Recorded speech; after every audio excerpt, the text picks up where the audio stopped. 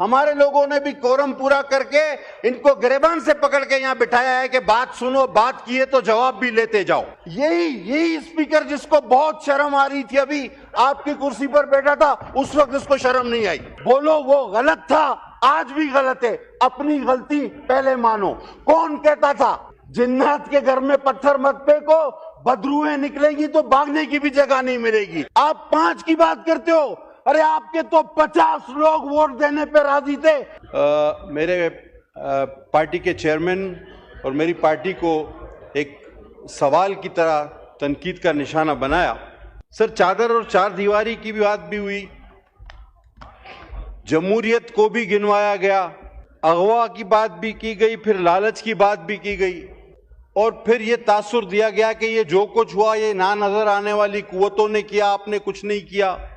سر، ان تمام باتوں کے جواب دینے سے پہلے اس ایوان میں موجود مختلف جماعتیں، جمعیت علماء اسلام، سنی اتحاد، سو کال سنی اتحاد کونسل، اور جو پی ٹی آئی بھی ہے، مسلم لیگ نون، پیپلز پارٹی، اور بھی جو پارٹیاں ہیں، A N P, B N P.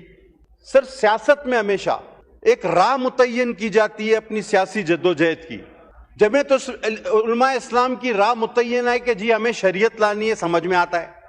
Pakistan Peoples party کسی تعارف کی محتاج نہیں، ہر عامر سے لڑے ہیں، پھانسیاں، قتل، دھماکے، سزائیں سارے ہمارے حصے میں، جمہوریت کے لیے جدوجہد کر رہے ہیں، سب کو سمجھ میں آتا ہے کہ جمہوری مکمل نظام انشاءاللہ لا کر رہیں گے، سمجھ میں آتا ہے۔ مسلم لیگ نون، جو حقیقت ہے کہ وہ آئی جی آئی کی صورت میں بنی، اینٹی پیپلز پارٹی فورس کی صورت میں، لیکن وقت کے ساتھ ساتھ اس نے ایوالو کیا اور ایک جمہوری جماعت بنی، اور ان کی بھی سمجھ میں آیا کہ جی پاکستان پیپلز پارٹی ٹھیک ٹریک پہ تھی، ہمیں استعمال کیا گیا۔ ایون متحدہ قومی موومنٹ کی اختلاف سے مجھے بہت اختلاف ان کی سیاست سے ہو سکتا ہے، لیکن ان کا مقصد سمجھ میں آتا ہے کہ جی ان کو اپنے حقوق چاہیے۔ لیکن کیا اس ایوان میں اور پورے پاکستان میں مجھے کوئی سمجھا سکتا ہے کہ یہ سو کال سنی اتحاد کونسل یا پی ٹی آئی کس مقصد کی سیاست کر رہی ہے؟ تعین کیا ہے؟ منزل کیا ہے؟ ہر جماعت الیکشن میں حصہ لیتی ہے، وہ یہ سوچتی ہے کہ میری سیٹیں زیادہ ہوئیں تو ہم حکومت بنائیں گے اور عوام کو یہ ریلیف پہنچائیں گے۔ 15 سال کے ایک انڈو پاکستان، خدا نخواستہ، اس پروجیکٹ کے ذریعے جو کئی پیچھے جرنیلوں کے، ریٹائرڈ جرنیلوں کے نام آتے ہیں، پاشا سے لے کر ظہیر الاسلام تک، ان کا جو پروجیکٹ تھا وہ 15 سال بعد 18 میں آر ٹی ایس سسٹم کے ذریعے ہم پر نافذ کیا گیا، اور 4 سال مجھے آپ بتائیں ملک کا وہ شعبہ جس میں ہم انتہائی زوال پذیر نہ ہوئے۔ اور آج اگر آپ سیاست کر رہے ہیں تو اس بار بھی سنگل ڈیجٹ میں آپ سب سے اکثریتی جماعت تھے۔ ہم نے آپ کو کہا تھا کہ آپ آگے بڑھیں، آپ حکومت بنائیں، آپ نے حکومت نہیں بنانی، اچھا دوسرا اگر کوئی حکومت بنائے تو آپ نے حکومت کو چلنے نہیں دینا کہ جی یہ تو ہونا ہی نہیں چاہیے۔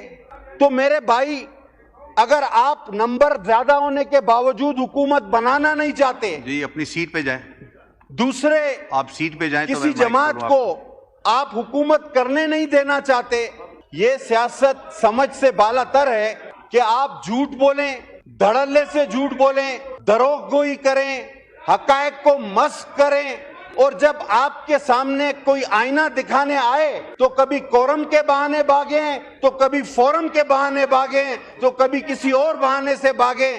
بھاگنے کے علاوہ ان کے پاس کوئی راستہ نہیں بچا۔ لیکن الحمدللہ ہمارے لوگوں نے بھی کورم پورا کر کے ان کو گریبان سے پکڑ کے یہاں بٹھایا ہے کہ بات سنو، بات کیے تو جواب بھی لیتے جاؤ۔ تو جناب، ہم یہ بات کر رہے تھے کہ آخر اس سیاست کا مقصد و محور کیا ہے، کہ نہ حکومت بنانی ہے، نہ کسی کو بنانے دینی ہے، نہ چلانی ہے، نہ چلنے دینا ہے۔ انفیکٹ یہ وہ 4 سال ہیں جس میں پاکستان معاشی دیوالیہ ہوا۔ خود ان کے وزیر خزانہ کہتے ہیں کہ 100% قرض بڑھا۔ میں ڈیٹیل میں نہیں جانا چاہتا، میں جاؤں تو 50 لاکھ کروڑ نوکریوں سے لے کر جرمنی، جاپان سارا بیان کر سکتا ہوں، میں ساری وہ دیوانیات بیان کر سکتا ہوں جو اس ملک کے ساتھ مذاق ہوا، لیکن میں پرسائز ہوں گا، میں کہوں گا کہ سر جو غلط ہوا وہ کل بھی غلط تھا، جو آج غلط اگر ہو رہا ہے تو وہ آج بھی غلط ہے۔ آج سابق اسپیکر صاحب بڑی تنقید کر رہے تھے، حالانکہ وہ آخری تک بھی یہ سمجھ رہے تھے کہ حقائق پر اور اچھی دلیلوں پر مولانا صاحب راضی نہیں ہوں گے اور ان کا یہ پلان کامیاب ہوگا کہ آئین میں پارلیمنٹ کی سپرمیسی نہ آ سکے، اور یہ اس پلان میں شاید کامیاب ہوں گے۔ لیکن میں خراج تحسین پیش کرتا ہوں مولانا فضل الرحمان صاحب کو، ان کے ساتھیوں کو، جو عقلی دلائل پر قائل ہوئے اور ان کا پلان ناکام ہو گیا، تو ساری جلن اس چیز کی۔ اب سر آتے ہیں چادر اور چار دیواری۔ میں کہتا ہوں کہ یہ شکایت ضرور کریں، لیکن پہلے ہمیشہ یہ بات کریں کہ جی ہمارے دور میں یہ غلط ہوا تھا، آج اس دور میں یہ غلط ہو رہا ہے۔ یہ اپنے دور کی کسی بات کو کنڈیم نہیں کرتے۔ اگر چادر اور چار دیواری کی بات تھی تو آپ بتاؤ کہ یہاں ہماری MNA خواتین ڈاکٹر صوبیہ سمیت، شاہدہ رحمانی سمیت، صرف نیب کی ایک پیشی پہ اپنے پریزیڈنٹ کو ملنے گئی، 11 خواتین کو آپ نے سڑکوں پہ گھسیٹا، لاک اپ میں۔ وہ 11 خواتین آپ کا کیا کر لیتی؟ MNAs parliamentarian. ہم نے اس ہاؤس میں احتجاج کیا، یہی اسپیکر جس کو بہت شرم آ رہی تھی، ابھی آپ کی کرسی پر بیٹھا تھا، اس وقت اس کو شرم نہیں آئی، بالکل بھی نہیں آئی، ایک تھوڑی سی شرم بھی نہیں آئی۔ کیوں نہیں آئی؟ آپ کو اس وقت چادر چار دیواری کا تصور نہیں تھا۔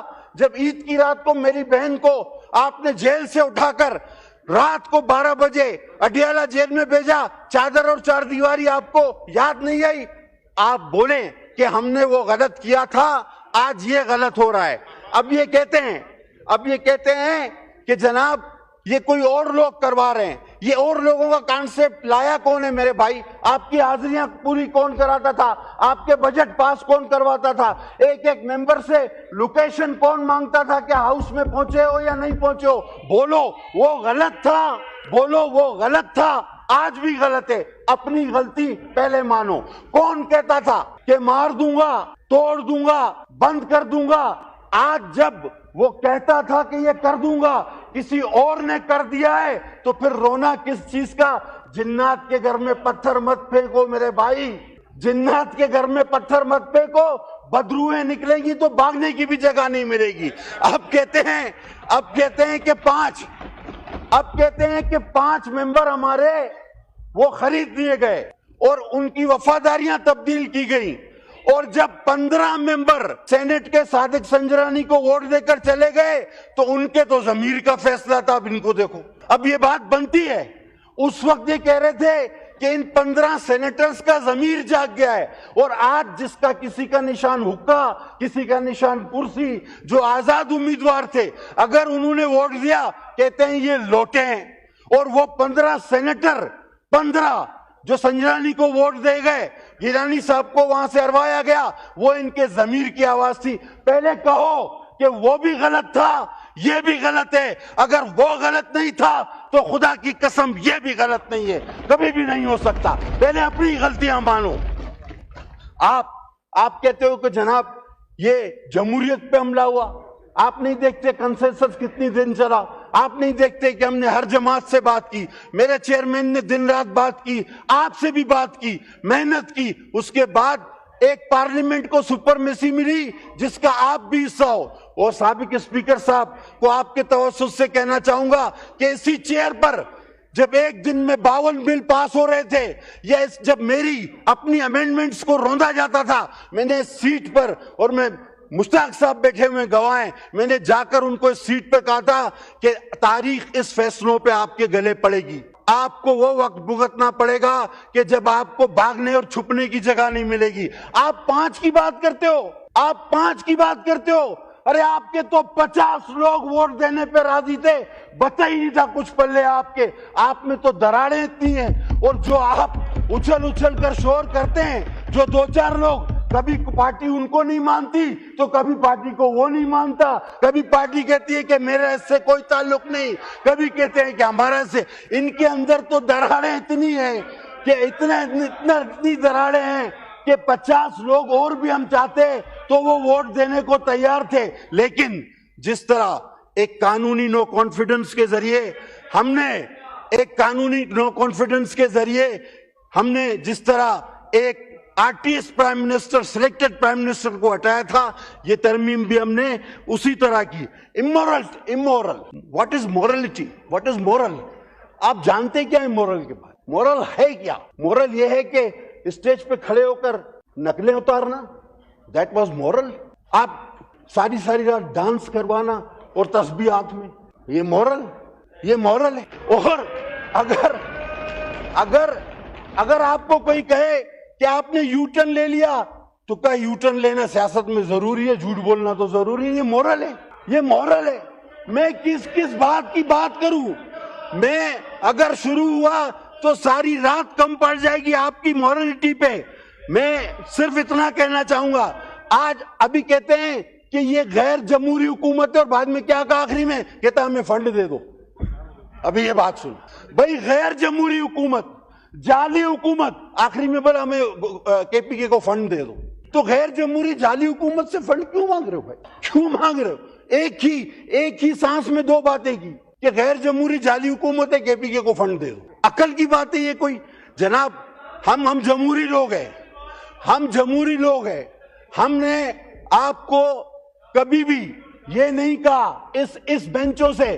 آپ کو یاد ہوگا، ان دوستوں کو یاد ہوگا کہ ان کی حکومت میں ہر دوسرے دن سندھ کے لیے گورنر راج کا نعرہ لگتا تھا، ہر ممبر کھڑا ہوتا تھا، ہم سندھ میں گورنر راج لگائیں گے۔ ہم آج بھی کہتے ہیں کہ وہ بات بھی غلط تھی، اور اگر آپ کے صوبے میں کوئی اس طرح کی بات کرتا ہے تو وہ بات بھی غلط ہے۔ ہم آج بھی یہ کہتے ہیں ہم جمہوری لوگ ہیں، لیکن کیا آپ نے اپنی اس غلطی کو اسٹیج پر مانا ہے کہ ہم یہ گورنر راج کی جو آپ کو دھمکیاں دیتے تھے وہ غیر جمہوری تھا؟ ہر آدمی روزانہ دھمکیاں دیتا تھا۔ ہم نے آج تک نہیں کہا، ہم ہمیشہ جمہوریت پر یقین رکھتے تھے، رکھتے ہیں اور رکھتے رہیں گے۔ سر میں نے کبھی بھی نہ ایسی بات کی ہے، آپ تقریر میری ریکارڈ پر ہے، میں نے کسی کو یہ نہیں کہا کہ کوئی ڈانس کر رہا، میں نے کہا آپ ساری رات ڈانس کریں، میں نے کسی پارٹیکولر کے لیے نہیں کہا۔ وہ مجھے پتا ہے کہ کوئی بھی بہانہ کر کے انہوں نے بھاگنا ہے، اور انہوں نے سچ برداشت نہیں ہوتا نا، سچ برداشت نہیں ہوتا۔ مجھے پتا ہے کہ انہوں نے بھاگنا ہے، کوئی بھی بہانہ کرنا ہے، تو یہ مجھے پتا ہے۔ اب ان کی سیاست کیا رہ گئی ہے وہ مجھ سے آپ سن لیں۔ ان کا ایک ہی ایجنڈا ہے کہ اداروں پر حملے کرو، معیشت پہ حملے کرو۔ جب بھی آپ دیکھیں کوئی معیشت کی ایکٹیویٹی اس ملک میں ہوتی ہے تو ان کی ہڑتال کی کار آ جاتی ہے۔ یہ چاہتے ہیں کہ یہ ملک دیوالیہ ہو، خدا نہ خواستہ میرے ملک کو نقصان پہنچے، اداروں کو نقصان پہنچے۔ اور ان کا مسئلہ صرف ایک ہی ہے کہ ان کو پتا ہے کہ لوگ دنوں میں ان کو بھولتے جا رہے ہیں۔ پاکستان آگے بڑھ رہا ہے، پاکستان کی لیڈرشپ بلاول بھٹو چیئرمین کی صورت میں آگے بڑھا رہی ہے اس کی لیڈرشپ، اس کو لے کے۔ تو بہرحال جناب علی، اب قوم سمجھ چکی۔ اچھا، یہ پہلے کہتے تھے ہم آئیں گے 1 ارب اس کے منہ پہ ماریں گے، 2 ارب اس کے، وہ کوئی ارب مرب نہیں، بلکہ پتہ نہیں کتنے ارب جیب میں ڈال کے چلے گئے، IMF سے قرضے لے کے چلے گئے۔ اور یہ اب کس بنیاد پہ سیاست کر رہے ہیں کہ ہمیں کیوں موقع